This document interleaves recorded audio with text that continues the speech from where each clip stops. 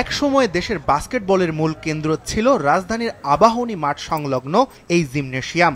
তবে আবাহনী ক্লাবের কর্মকর্তারা সংস্কারের সিদ্ধান্ত নেয়ায় এই প্রাঙ্গণ থেকে সরে যেতে হয়েছে বাস্কেটবলকে।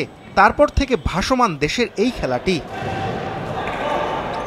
অবশেষে সরকার পরিবর্তনের পর নিজের অফিস কক্ষের জায়গা পেলেও পূর্ণাঙ্গ কাজ করতে এখনো কিছুটা সময় লাগবে কর্মকর্তাদের। তবে তাদের পরিকল্পনা থেমে নেই। আগের কমিটির রেখে যাওয়া অর্থ দিয়েই কাজ শুরু করতে চান বর্তমানের কর্মকর্তারা।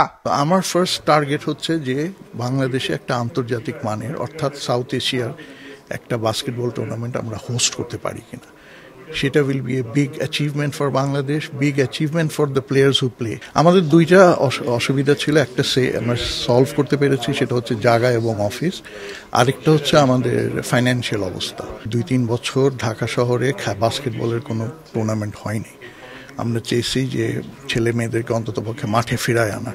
সেই জন্য আমরা একটা টুর্নামেন্ট করতে পেরেছি, সাকসেসফুলি করেছি। সেটা অনেকে পার্টিসিপেট করেছে এবং এখন আমাদের একটা উদ্দেশ্য টার্গেট ছিল যে আমরা 26শে মার্চ আমরা স্বাধীনতা দিবসের একটা করবো। আনফর্চুনেটলি রমজান মাস হয়ে যাওয়ার কারণে আমাদের ওইটা করা এখন সম্ভব হচ্ছে না।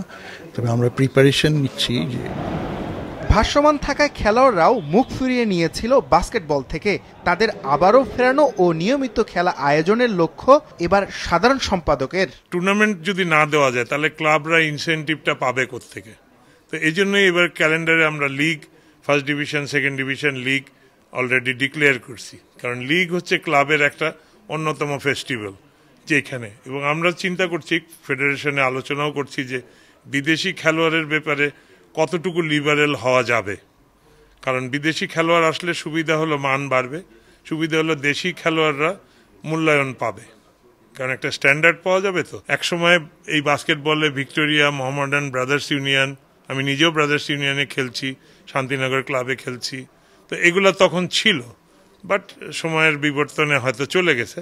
তো আমরা তাদেরকে জানাবো, তাদেরকে অবশ্যই ইনভাইট করব যে আপনারা সেকেন্ড ডিভিশনে আসেন, এসে ডাইরেক্টলি খেলেন, খেলে স্থান নেন, তাহলে ভালো হবে। কিন্তু তার জন্য সবচেয়ে বেশি রোল প্লে করতে হবে মিডিয়াকে। পরিবর্তিত অবস্থায় অবশ্য শুধু বাস্কেটবলে নয়, আরও নানা খেলায় ফিরতে পারছে না আগের ছন্দে। ক্রীড়াপ্রেমীদের চাওয়া দেশের পুরো ক্রীড়া অঙ্গনেই কলরব হয়ে উঠুক আগের মতো।